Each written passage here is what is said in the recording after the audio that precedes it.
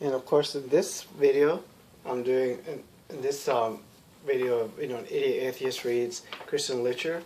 I'm doing The Mystery of Happiness by Dr. Hugh Pyle. Of course, before you watch any of my videos, I hope you do check my my channel. You'll see my intro video. Why be serious? Why so serious? But like I tell you in that video, I'm just some idiot making videos. That's all I am. I'm a dumbass. I'm a moron. Okay, I mean pathetic and everything. But you watch that and you'll see what I'm saying. Anyway, and I'm going to probably say that message in pretty much most of the videos from now on. But this is the mystery of happiness. Because according to Christians, if you've ever been a Christian or know anything about them, a lot of them, they teach that they're the only ones that have true happiness. After all, when you die, you're going to heaven. Too bad you can't prove it exists. But let's go ahead and read this. John 13:17. If ye know these things, happy are ye if ye do them. Psalms 144-15. Happy is that people whose God is the Lord. Of course, which God, right? The Catholic God, the Protestant God, the Jewish God, the Muslim God. How about the Hindu gods? Doesn't say. ABC television did it. They played right into our hands, and they proved once more. Of course, I won't read every word, so don't fret. Once again, they proved once more, unregenerate world, it hasn't the faintest idea where to look for happiness. Because if you're not saved, that means you going to clubs and drinking, getting drunk, having sex with everybody. Because that's what unsaved people do. That's what atheists do.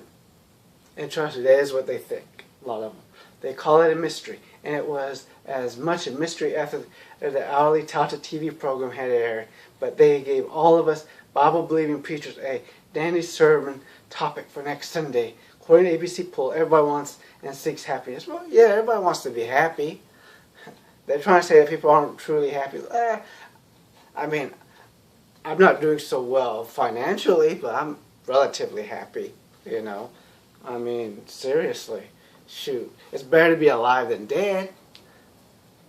Scientists are probing the brain to find out what makes people happy. They started at the wrong part of the anatomy. Sorry. It was an interesting presentation conducted by John Stossel, who seemed to consider most options, even religion, in a search, blah, blah. The scientists and educators were questioned. We were reminded the pursuit of happiness has always been one of the attainable rights in America.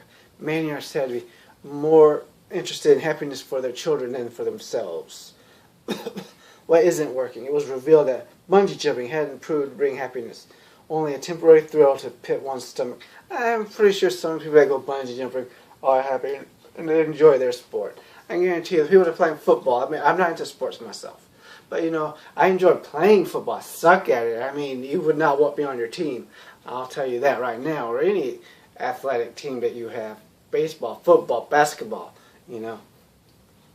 I suck. But, like I say, why be so serious?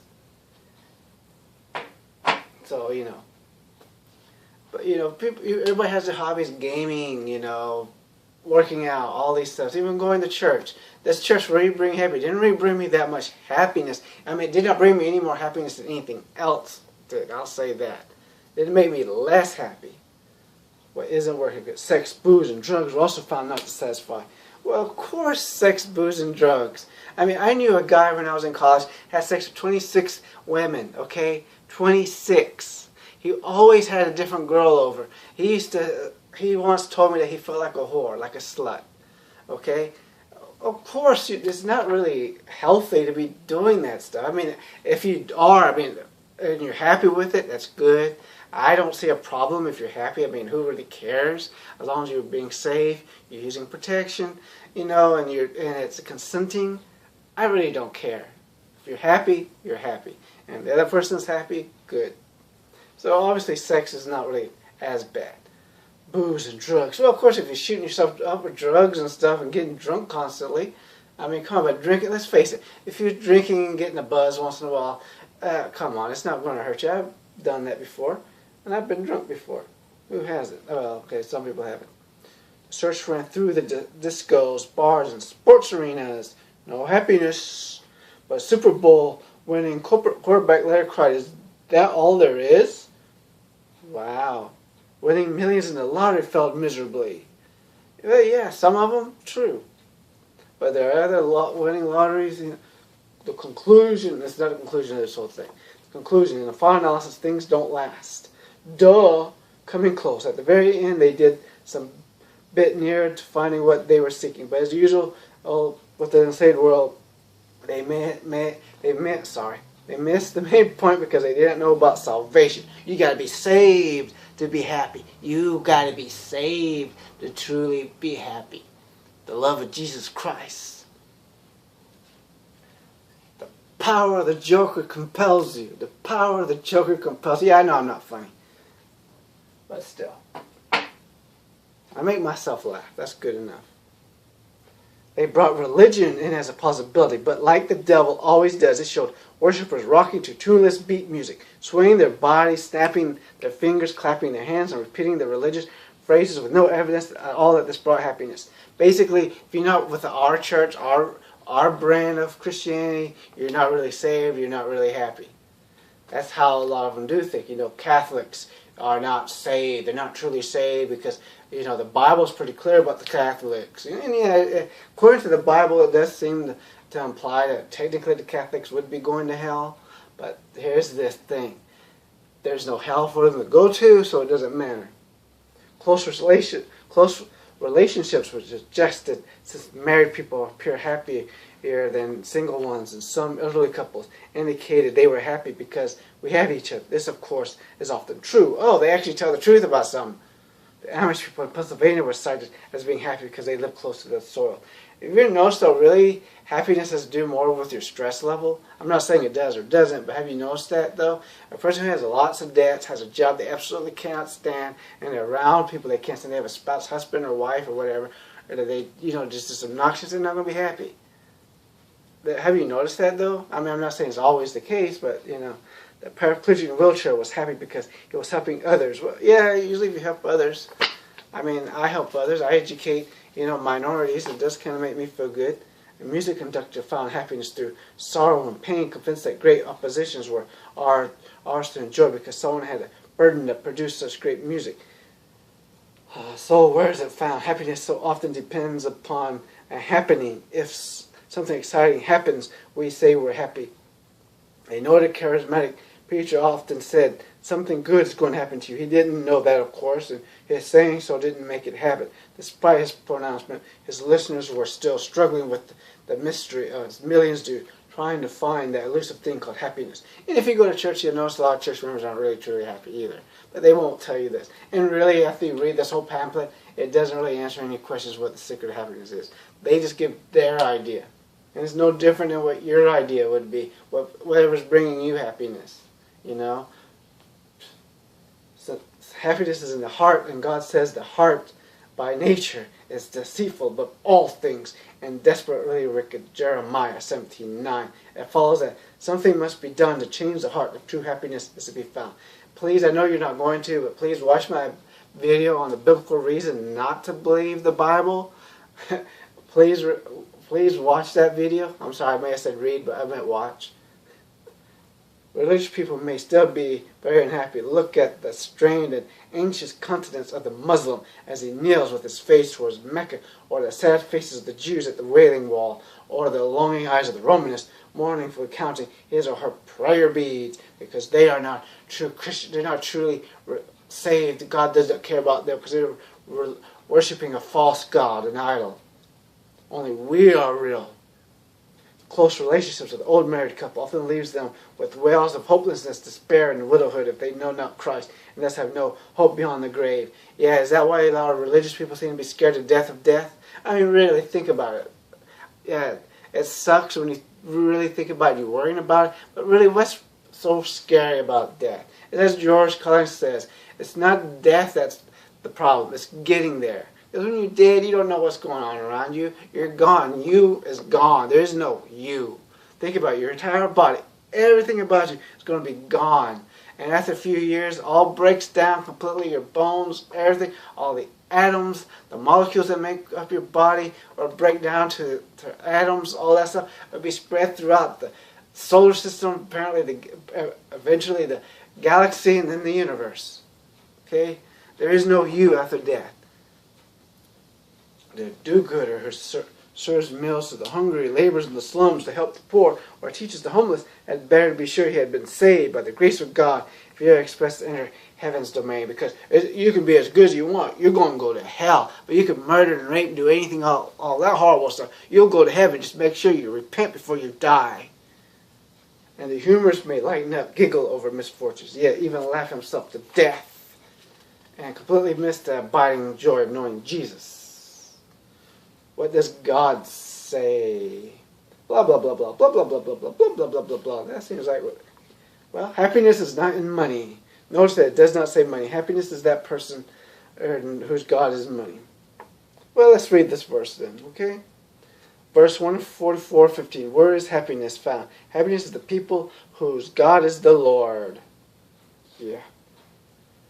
Oh, boy. And then you got, of course, Job 21 in the Bible. Search this. Read it. They live and become mighty in power. They become established in their house, are safe from fear. Their children dance.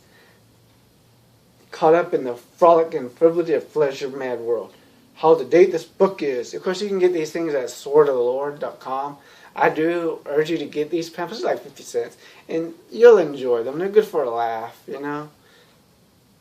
And there's some about evolution, like Evolution, The Dangerous Deception, and, of course, Darwin's Empty Cradle. You'll love those. They're a good laugh.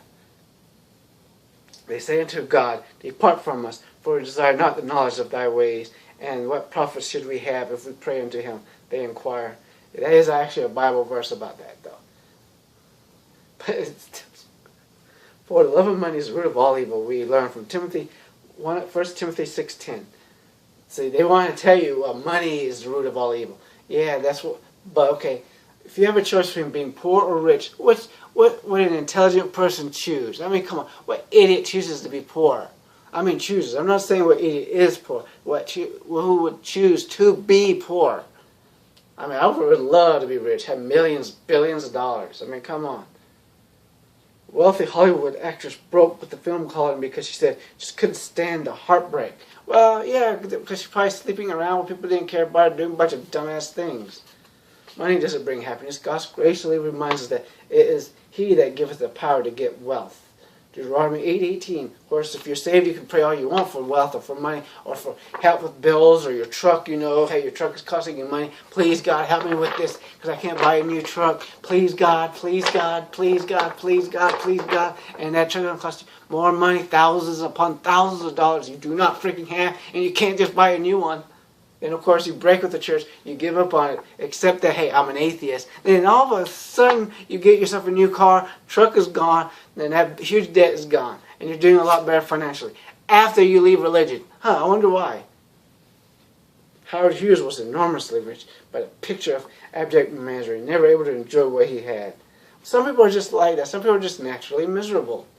Malcolm Ford spent $2 million on his last birthday bash and had millions more to spare, but he soon died and left all behind.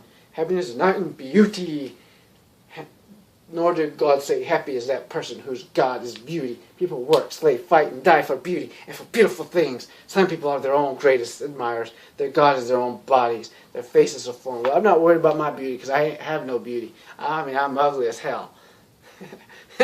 It's true, though.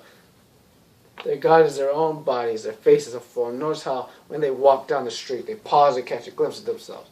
Yeah, I've never really seen too many people do that, but I've seen a couple. Once lived by some very fine people who spent every day working on the lawns, the plants, and the flowers. They had a very beautiful yard, all right, but they never went to church. Some years later, when we drove back by, they found they were all dead and gone. The flowers had all died too. The hedges were ragged and the yard was in shambles. Then, in eternity, what good had it done to spin all the yard? Because they're all dead now and all. These guys, they're dead, right? So they have no clue what's going on with their yard. I doubt they would care if you brought them back. They'd just fix it.